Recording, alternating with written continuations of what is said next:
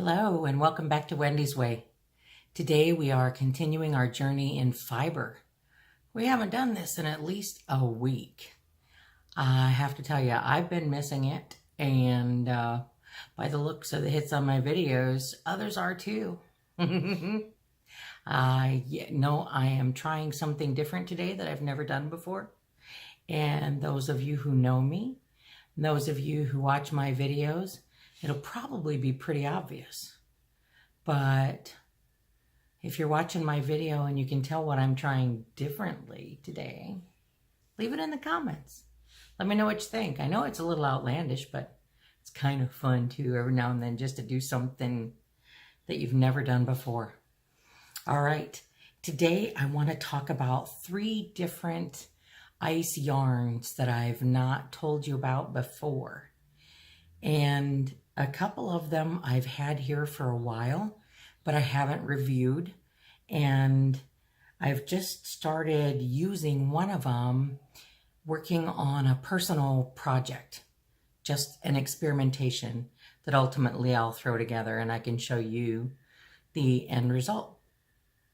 Another I ordered for a custom order, baby blanket that someone wants done, and that's an exciting challenge, I have to tell ya. A sampler, if anyone has ever done a sampler Afghan or a sampler blanket of any kind, if you're not familiar with every stitch that they request, and in this sampler blanket, if I were willing to work a different stitch pattern for every block, there would be 30 different stitch patterns. And while following a crochet pattern is not difficult for me, I've learned how. The pattern that I have is not desperately clear, and you know, every stitch pattern is different. And if you're making blocks that need to be the same size so that they can be sewn together to create a blanket, you have to work out the gauge. If it's 30 blocks, it's 30 times. I'm not gonna make 30 separate, you know. I'm going through the stitch patterns and, you know, I'll probably have at least 15 or 20. I need to quit talking about that until I'm ready to show it to you. Okay, 3 different yarns. The first one, I know the color is not exciting. Yes, it's white yarn. I also have it in 3 shades of gray, light, medium, and charcoal. Like I say, this one is for a custom order. This is called Dora, like in Finding Nemo. The name is Dora. And Dora, amazingly enough, is 100% acrylic. I am going to put my glasses on. I wrote really big so I didn't have to try and squint and see what's on the label this time, that I forgot to do last time. But I'll put my old lady glasses on. Anyhow, this is Dora. Dora is 100% acrylic, but it's amazingly soft. You know, it's almost shiny, not quite, and it works up beautifully. Here's one of the squares. Blanket I'm working on. Here's another one. It feels so soft when you're crocheting it. See, now Dora comes in 100-gram skein, 4 packs of 100 grams. It's 250 meters or 273 yards per skein. So the 4-pack gives you 1,092 yards, you know, plus or minus 5% on the length. And, you know, so I've done, here's another one. One skein. I know this looks odd, but once I get it sewn together, it'll look even, very even. That's kind of a cool pattern too. I like that. That's different than anything I've done before. It's kind of fun. I like this one too with all the poofies. Poof, poof, poof. See now on the Dora label, it suggests that you use a 3 to 4 millimeter hook. It's a lightweight, I think 3 is the number on the yarn. There's no way that to get the gauge of a 7-inch square plus a border so that I can sew them together, that I could use a 4 millimeter hook. Much too small for me and potentially anyone else. For me to get this gauge, to get this 7-inch square plus border with Dora, on this one I used a 5.5 millimeter hook, and on this one I think a 6.5 millimeter hook. But see, that's the thing when you're trying to make squares the same size and it's a different stitch pattern, you have to try and try and try several times before you figure out exactly what hook size is going to give you the gauge you needed. So not only is it a challenge to crochet 30 blocks and sew them together, if they were all the same block, woohoo, wouldn't that be luxurious? But a 30 block sampler is probably something I'll never volunteer to do again. But that's what Lori wants. That's what I told Lori I would make. And it is a learning process. She just won't get it by next week. Okay. The next one is Cotton Fine Melange. M-E-L-A-N-G-E to me is melange. And Cotton Fine Melange is one of those itty bitty ones again. I like the itty bitty ones though. You know, this one is yellow, but it's like multiple shades of yellow. Oh, it's gorgeous. It is 100% cotton, mercerized cotton here. Oh, Cotton Fine Melange. Yes. There we go. Oh, get it between my face and the camera. Cotton Fine Melange. And you can see the texture on it. You can see the shades of yellow. You know, there are some light and some medium yellow on there. It's a very fine weight. It's suggested that you use a 3 millimeter hook. You know, I rarely use anything smaller than a 4, although I am starting to crochet more loosely. This little swatch. All right, come on, camera. Are you close? I thought I had this down to a science. I really did. Thought if I put it between, there we go. All right. You can almost see the color change already in this swatch. Not exactly. I'm sure once it got bigger. Now this is like a 25 stitch half double crochet swatch with a 4 millimeter hook. Mercerized cotton. It is 100% cotton, but it's too squishy. I have to quit looking down through my readers. It's different from, come on now, zoomy. There we go. It's different from like the peaches and cream cotton that you buy in a cone or in a little ball from Walmart to make your dishcloths out of. And that this mercerized cotton is smooth. It's got a very smooth, almost silky finish to it. And, you know, while the Dora 100% acrylic is really soft and really fluffy, I would use this, you know, it's blankets, it's afghans, it's hats, lightweight hats, you know, really soft and sweet things like that.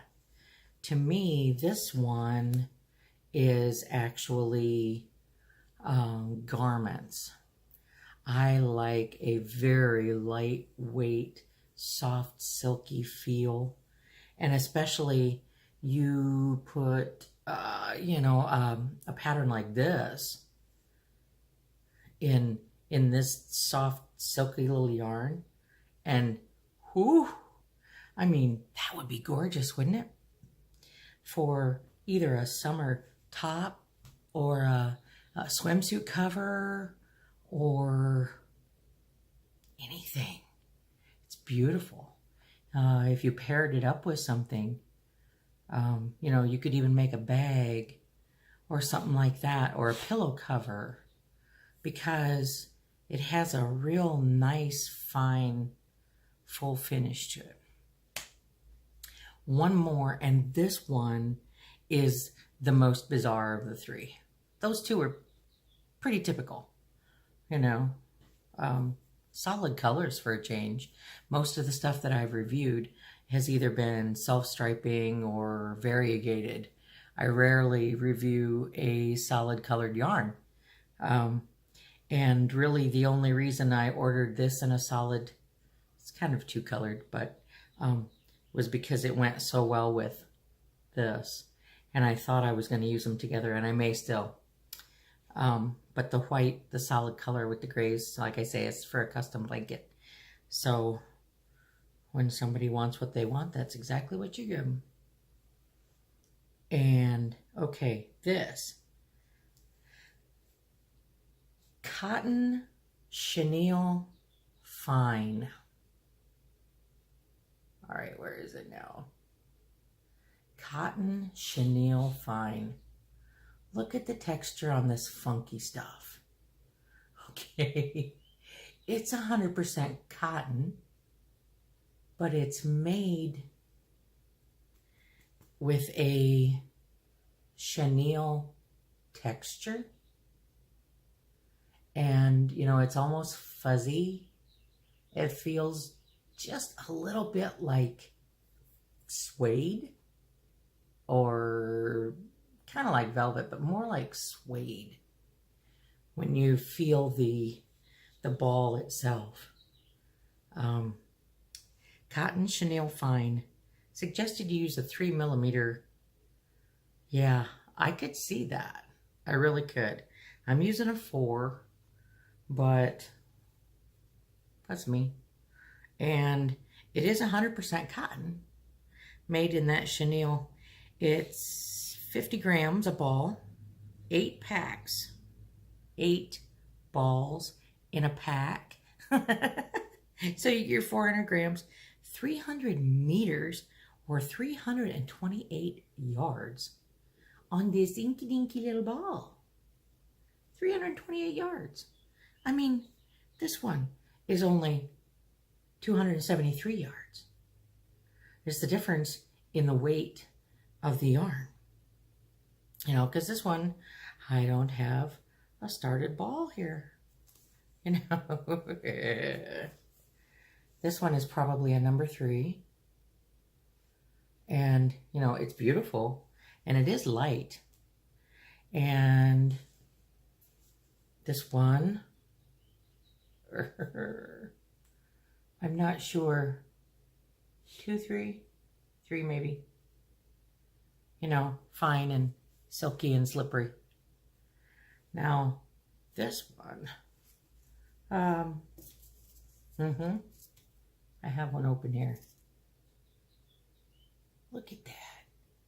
Look at how skinny, and it's almost flat. You know, you can see it's kind of twisted. It's almost flat. It just feels like a thread of suede. I want to show you what I'm doing with this. Because this is one I have started an actual, I'm making squares. I found a pattern. I thought it looked pretty awesome.